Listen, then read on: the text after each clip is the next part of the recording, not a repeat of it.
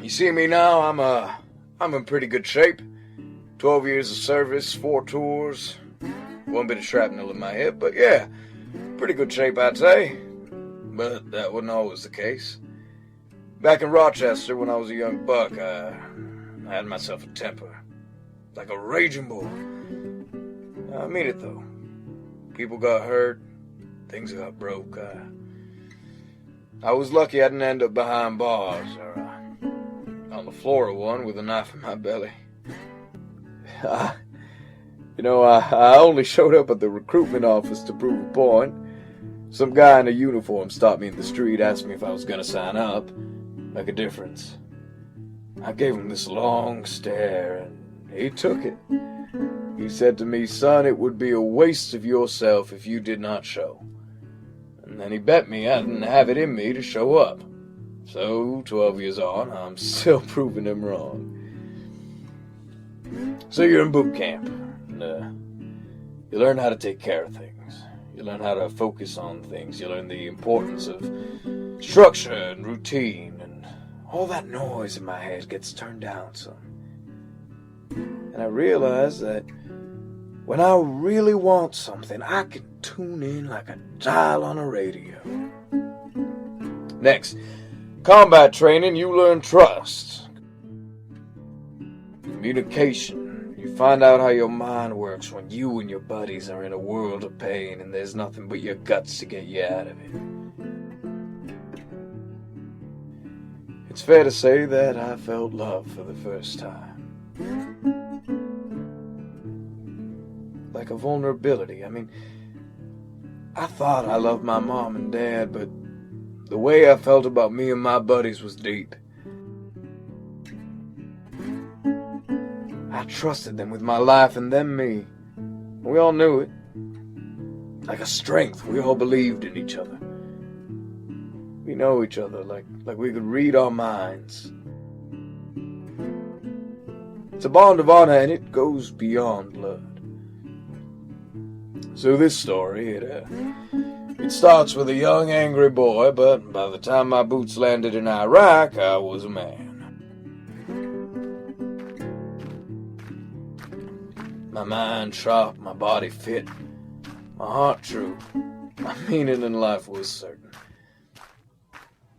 Now, what you don't see on CNN is that most of the folks out in Iraq welcomed us. They wanted us there.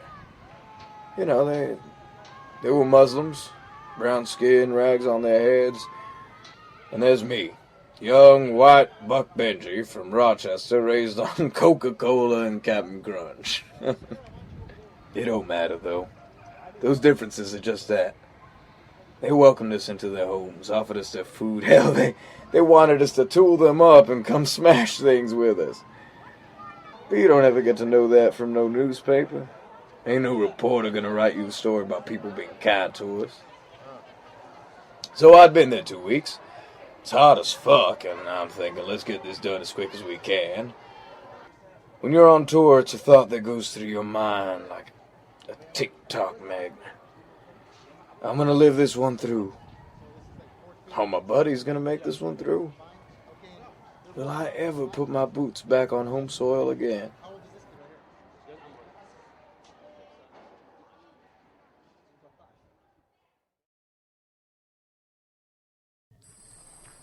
So I'm on night patrol, me and 5 buddies. We have an area to patrol and keep safe. We are like cats marking our territory, pissing in the alleyways, letting all the other cats know these streets belong to us now. It's cooler in the nighttime, and it's been quiet, but you never say the word out loud. You don't want to jinx it. So it's coming up to the last hour of our shift when I see this little girl. She's coming towards us from a back alley. Now straight away this gets me going. It is plain wrong. She must be like 10 years old. She's got no parents around, and she's moving slowly towards us. And she's holding something in her arms. Normally on patrol we're trained to look at our surroundings, to scan it, to pick out anything that looks out of place. A crack of light, a shadow that looks wrong. Sometimes you can just smell it in the air. But then you get moments like this where it's just plain wrong. I shout over to Ricky, who speaks to her in Arabic. But she keeps on walking. So we start moving back. Bunch of us guys, 6 feet tall, 200 pounds, full gear on and on to the teeth. Being moved back by a little girl. But she ain't flinching, and this is giving me the creeps. I'm thinking it must be a bomb.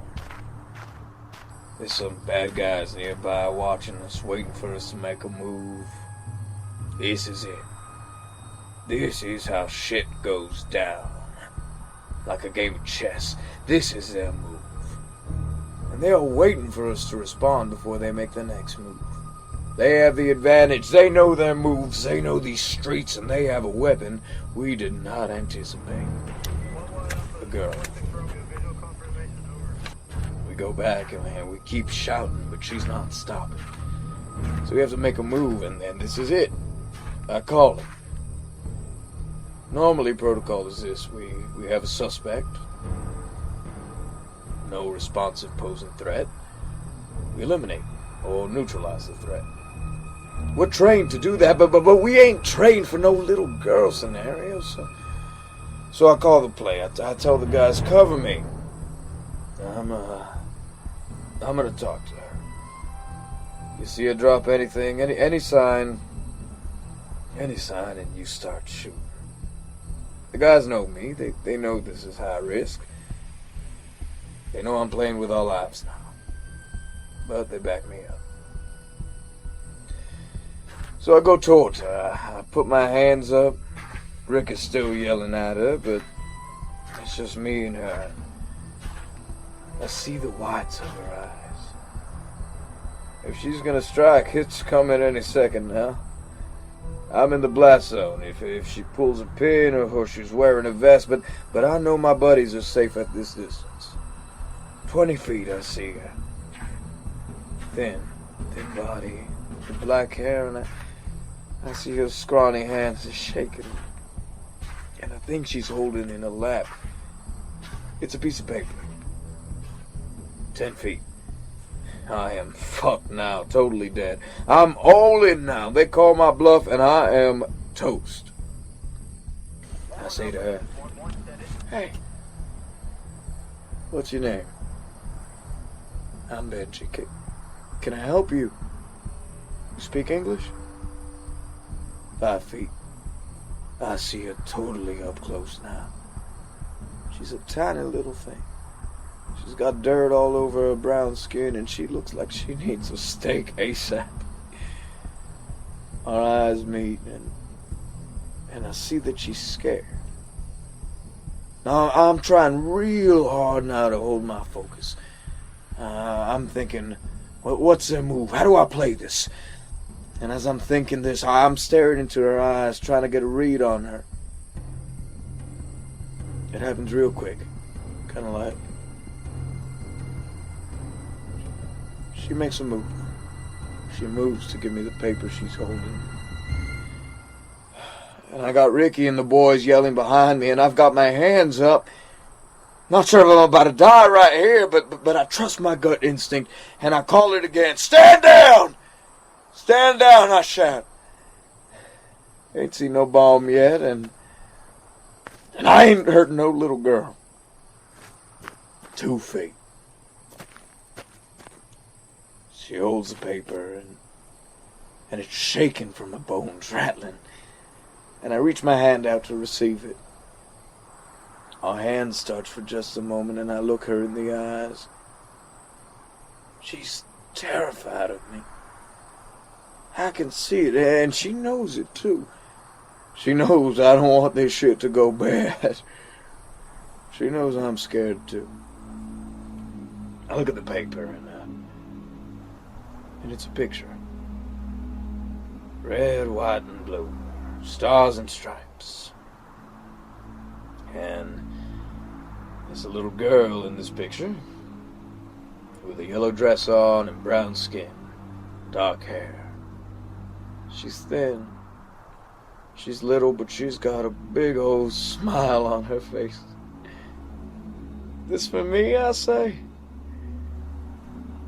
She looks at me and her face cracks.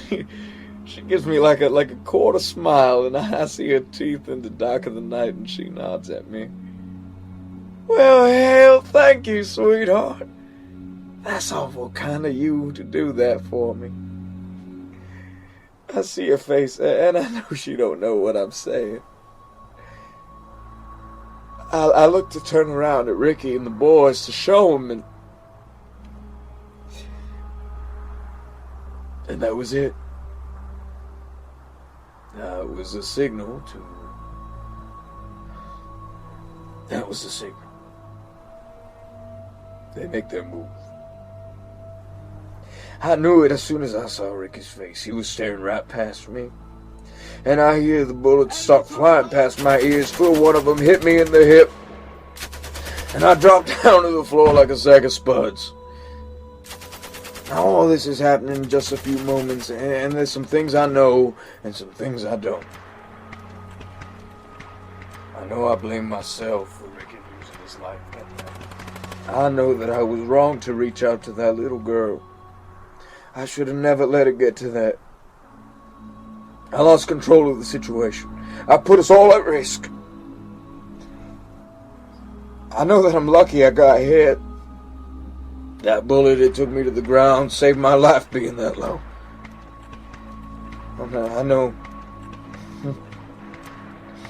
I know I'll never forget the image of that little girl's body hitting the floor next to me. She was dead before it hit the ground. I don't know if it was one of our bullets or theirs that did it. I know that it don't matter though. Because I do know that for that tiny moment when our hands touched and we locked eyes, we were not at war with one another.